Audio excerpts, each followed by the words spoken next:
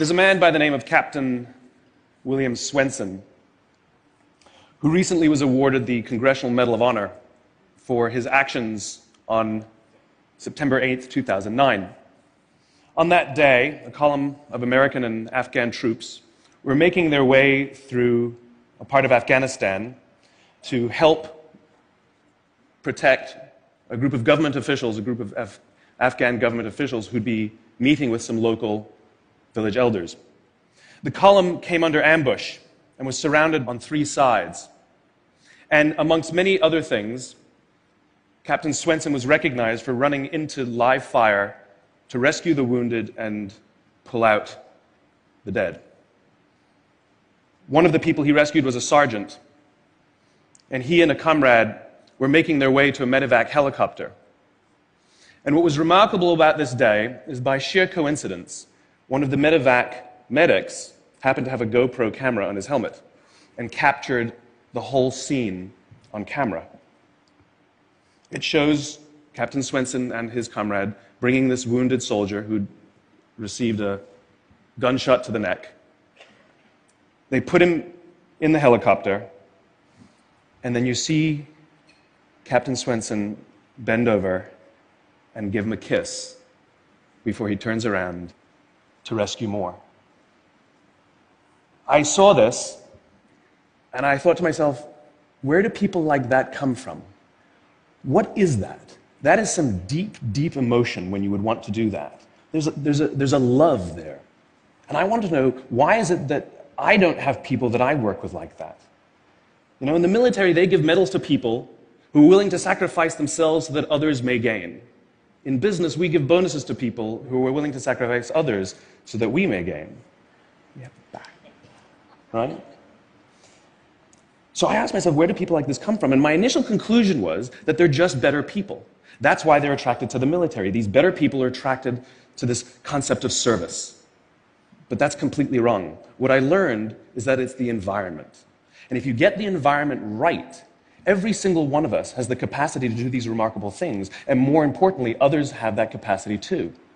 I've had the great honor of getting to meet some of these who we would call heroes, who've put themselves and put their lives at risk to save others. And I asked them, why would you do it? Why did you do it? And they all say the same thing, because they would have done it for me. It's this deep sense of trust and cooperation. So trust and cooperation are really important here. The problem with concepts of trust and cooperation is that they are feelings. They're not instructions. I can't simply say to you, trust me, and you will. I can't simply instruct 2 people to cooperate, and they will. It's not how it works. It's a feeling. So where does that feeling come from? If you go back 50,000 years to the Paleolithic era, to the early days of Homo sapien, what we find is that the world was filled with danger. All of these forces working very, very hard to kill us. Nothing personal. Whether it was the weather, lack of resources, maybe a saber-toothed tiger, all of these things working to reduce our lifespan. And so we evolved into social animals, where we lived together and worked together in what I call a circle of safety, inside the tribe, where we felt like we belonged. And when we felt safe amongst our own, the natural reaction was trust and cooperation. There are inherent benefits to this. It means I can fall asleep at night and trust that someone from within my tribe will watch for danger. If we don't trust each other, if I don't trust you, that means you won't watch for danger. Bad system of survival. The modern day is exactly the same thing. The world is filled with danger, things that are trying to frustrate our lives or reduce our success, reduce our opportunity for success. It could be the ups and downs of an economy, the uncertainty of the stock market. It could be a new technology that renders your business model obsolete overnight. Or it could be your competition that is sometimes trying to kill you. It's sometimes trying to put you out of business, but at the very minimum is working hard to frustrate your growth and steal your business from you. We have no control over these forces. These are a constant, and they're not going away.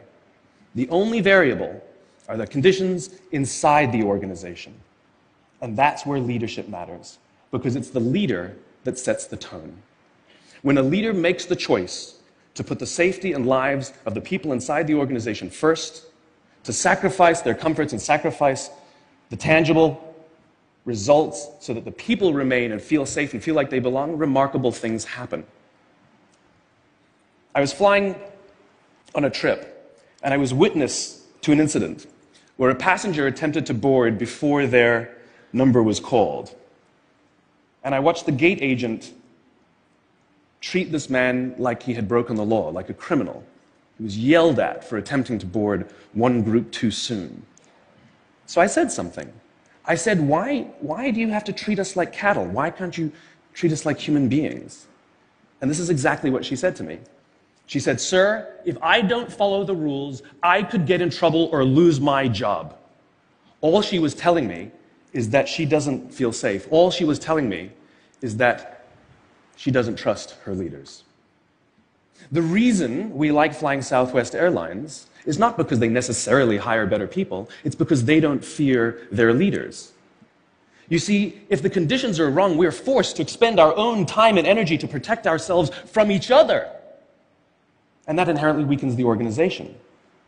When we feel safe inside the organization, we will naturally combine our talents and our strengths and work tirelessly to face the dangers outside and seize the opportunities.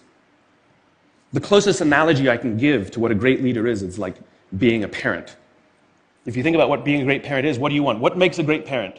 We want to give our child opportunities, education, discipline them when necessary, all so that they can grow up and achieve more than we could for ourselves.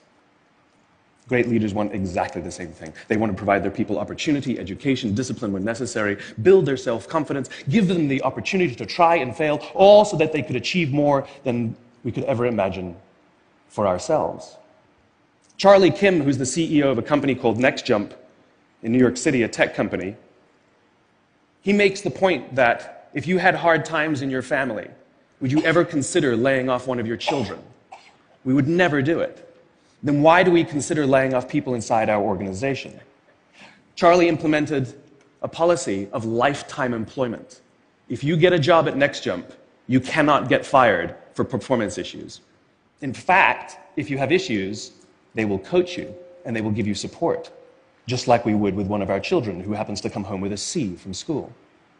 It's the complete opposite. This is the reason so many people have such a visceral hatred, sort of anger at some of these banking CEOs with their disproportionate salaries and bonus structures. It's not the numbers. It's that they have violated the very definition of leadership. They have violated this deep-seated social contract. We know that they allowed their people to be sacrificed so that they could protect their own interests. Or worse, they sacrificed their people to protect their own interests. This is what so offends us, not the numbers. Would anybody be offended if we gave a $150 million bonus to Gandhi? How about a $250 million bonus to Mother Teresa? Do we have an issue with that? None at all. None at all. Great leaders would never sacrifice the people to save the numbers. They would sooner sacrifice the numbers to save the people. Bob Chapman, who runs a large manufacturing company in the Midwest called Barry Waymiller, in 2008, was hit very hard by the recession, and they lost 30% of their orders overnight. Now, in a large manufacturing company, this is a big deal, and they could no longer afford their labor pool. They needed to save $10 million. So, like so many companies today, the board got together and discussed layoffs. And Bob refused. You see, Bob doesn't believe in head counts. Bob believes in heart counts. And it's much more difficult to simply reduce the heart count. And so they came up with a furlough program. Every employee from secretary to CEO was required to take 4 weeks of unpaid vacation. They could take it any time they wanted, and they did not have to take it consecutively. But it was how Bob announced the program that mattered so much. He said, "It's better that we should all suffer a little than any of us should have to suffer a lot." And morale went up. They saved $20 million. And most importantly, as would be expected, when the people feel safe and protected by the leadership in the organization, the natural reaction is to trust and cooperate. And quite spontaneously, nobody expected, people started trading with each other. Those who could afford it more would trade with those who could afford it less. People would take 5 weeks so that somebody else only had to take 3. Leadership is a choice. It is not a rank. I know many people at the senior-most levels of organizations who are absolutely not leaders. They are authorities, and we do what they say because they have authority over us, but we would not follow them. And I know many people who are at the bottoms of organizations who have no authority, and they are absolutely leaders. And this is because they have chosen to look after the person to the left of them, and they have chosen to look after the person to the right of them. This is what a leader is. I heard a story of some Marines who were out in theater, and as is the Marine custom, the officer ate last, and he let his men eat first. And when they were done, there was no food left for him. And when they went back out in the field, his men brought him some of their food so that he may eat. Because that's what happens. We call them leaders because they go first. We call them leaders because they take the risk before anybody else does. We call them leaders because they will choose to sacrifice so that their people may be safe and protected, and so their people may gain. And when we do, the natural response is that our people will sacrifice for us. They will give us their blood and sweat and tears to see that their leader's vision comes to life. And when we ask them, why would you do that? Why would you give your blood and sweat and tears for that person? They all say the same thing. Because they would have done it for me. And isn't that the organization we would all like to work in? Thank you very much. Thank you. Thank you.